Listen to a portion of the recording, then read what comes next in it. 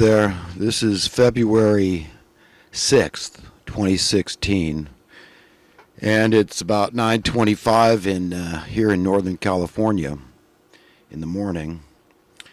And today I wanted to talk about a bunch of different stuff as usual. I wanted to talk about a few terms, words, that really exemplify the term subjective. Subjective in itself is a term that's subject to definition. I think in my mind, when you talk about a subjective term, it means that the term may mean one thing in one person's mind and something entirely different in another person's mind. And I wanted to talk about how our illegitimate overlords, these are basically the money masters. These are the ones at the very top of the pyramid, the dog pile. The most wicked ones that are willing to do anything to maintain their position in place. Nothing is off the table with these people. Whatever it takes to remain in control and continue the decay of society and civilization, they're willing to do it. And this explains why they've been so successful, because they're willing to step way outside the bounds of common decency to get their way. They're willing to do anything. Anything. And if that means murder, no problem, genocide, lying, deceiving, trickery, cheating, stealing, nothing. Anything at all, these people are willing to do. And there's a multitude of sycophantic minions that are willing to go right along with the program and continue carrying out every whim from their masters, because they're in fear. This is a byproduct of contending with a really wicked system that wants that fear. They want that's their way of intimidating and being tyrants. And it's a very effective method because people are able to be frightened and to live in that state perpetually. And that's really what we've got going on here. And we all have to see just how it affects us, not only as a collective, but as an individual. If we're ever to rise above it and extricate ourselves from these problems, we have to understand how these people operate. This is why Jesus said, "Be ye as shrewd as a serpent and as innocent as a dove." And again, I'm probably the least religious guy out there, and a lot of people think that's ridiculous, perhaps an oxymoron, but really it's true. I don't believe that God is religious. And, just to acknowledge the idea that, we're created. We have to be created, because how else can we explain our existence? It's the idea that it's happenstance is ridiculous. So it first must be established that we are created beings. And I always like to point to the fact that we wouldn't have one stitch of technology if not for having a brain. So what came first? We know what came first. The brain came first. So what, under what pretense would we suggest that the brain could just, that was pretty neat. Natural selection is very intelligent. This must be God to an atheist, because why would the brain create itself?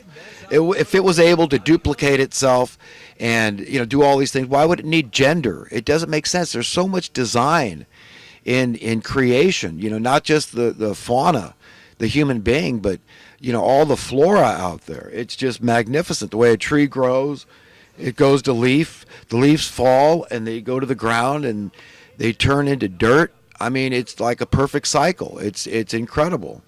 So anyhow, we have to establish that we're creatures, and we're very intelligent creatures with unlimited potential.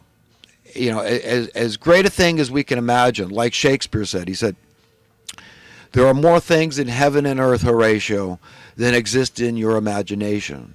Or he could as easily say our imagination. But as individuals, as a collective, we have great potential to do anything we want.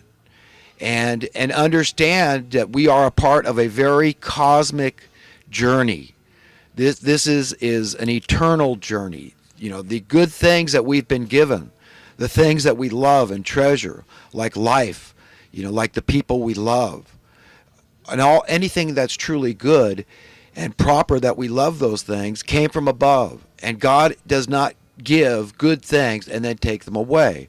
So life is eternal. So we need to get comfortable with this thing. We need to get used to it.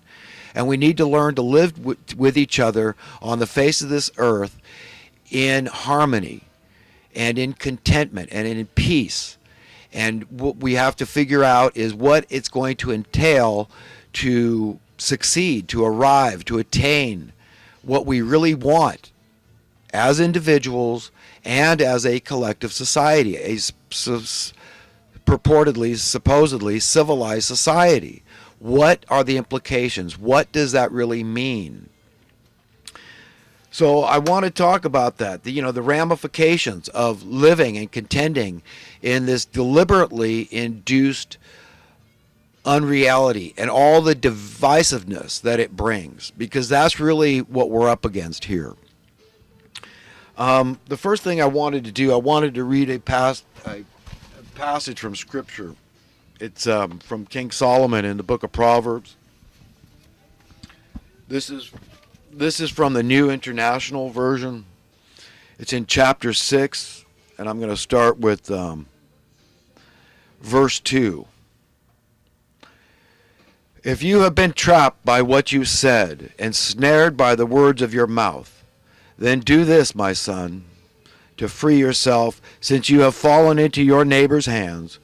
Go and humble yourself. Press your plea with your neighbor.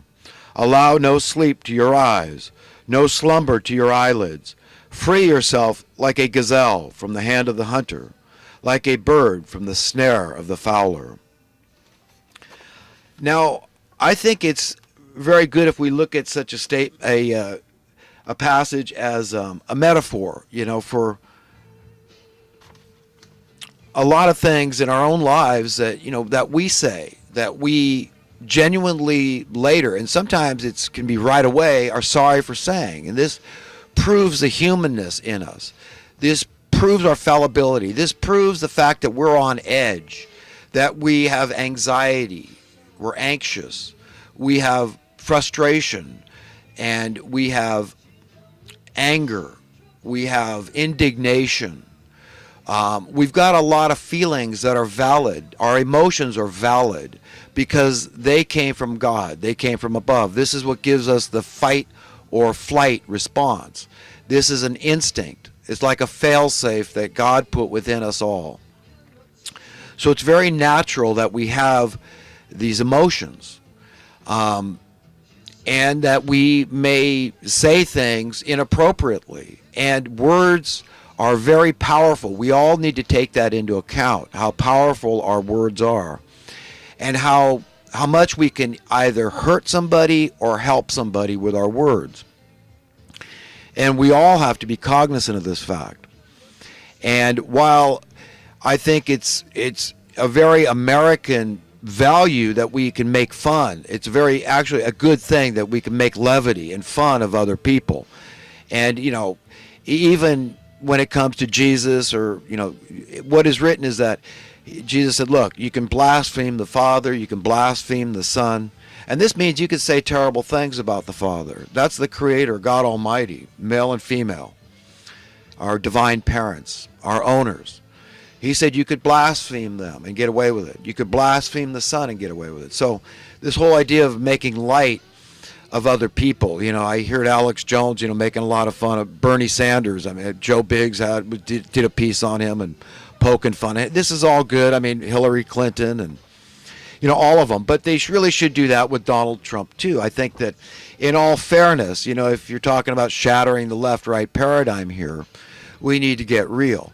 You can't just put some in the hot seat and not others. In all fairness, Bernie Sanders, a Democrat, a liberal, very liberal, some say he's socialist, which is a very subjective term. I mean, what does that mean? In some people's minds, that's a terrible thing. That's Stalin and Hitler and Mao, and just horrible things have come from this so-called socialism.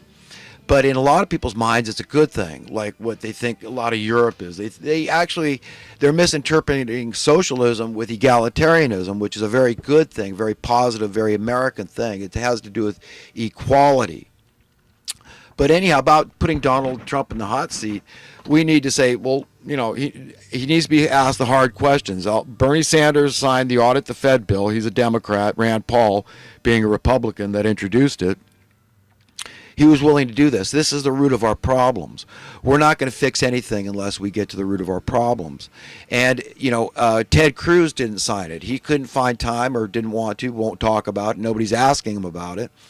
Why wouldn't he sign this bill? But this is the least we need to do if we're ever going to regain control of our country and turn things around and decide our own financial destiny. And this is all our problems, all our societal ills that are solvable are tied up in this, understanding economic policy and understand that we're dealing with unsound policy, unsound currency, unsound politicians, and the whole thing is unsound. We've got to fundamentally understand that if we're ever going to turn the wealth disparity around, this growing wealth inequality, the loss of the middle class, the exploding poverty, high crime due to financial desperation, all the welfare, all the prostitution, all the drugs, all the abortions,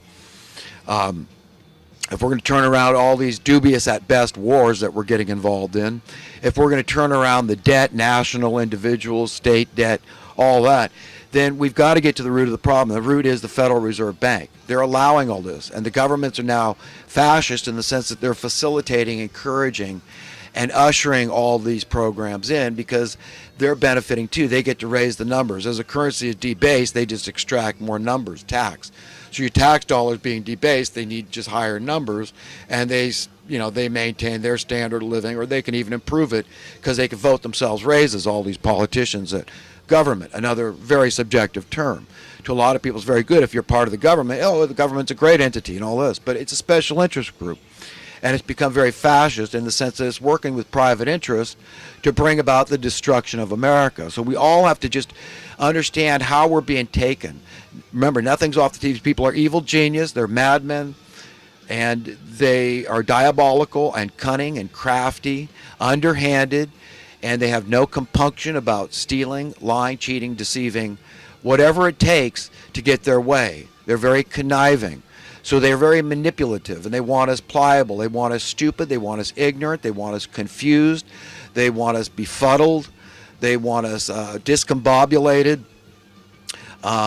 They want us basically scared, fearful, and intimidated and needy of them, reverent of them. That's the fear. That's that perverted form of fear, because there is a correlation between the term fear and reverence. Like people say, fear God. Yes, well, fear God only, you see. But so many people fear the government. They fear, the money masters, basically, because who's the government? The government and the money masters, they're all one and the same now. You understand? So this is what I mean about private interest. The Federal Reserve being private and the government supposed to be public. The government is supposed to be, in America at least, as a democratic republic, it's we the people, okay? It's you and I. So not only are they supposed to be serving our interests, the government is supposed to be you and I. You see, nothing here is happening in a vacuum. It's all cause and effect. It's all one thing leading to another. And this is what people that hate communism, that hate socialism, and in their mind, they're very bad things, and I get that. Okay, if you're looking at what other nations that call themselves socialists and the leaders therein have done under the banner, under the name of socialism, this Robin Hood theory, even at best, that's what it is, of taking from the haves and giving to the have-nots, taking from the rich and giving to the poor. I'm opposed to that. All that does is breed more animosity. You can't do that. So this has to be, when it comes to discussions about taxation, we need to really say, look, we can have our cake and eat it too. Let's understand the wealth exists primarily in a willing workforce, which is what Adam Smith, probably the most renowned economist in existence in history, said. He, in so many words, he said that every nation's single greatest asset is their workforce, is the laborers. Because after all, I mean, logically speaking, absolutely nothing gets done without a willing workforce. And conversely, everything and anything gets done with a willing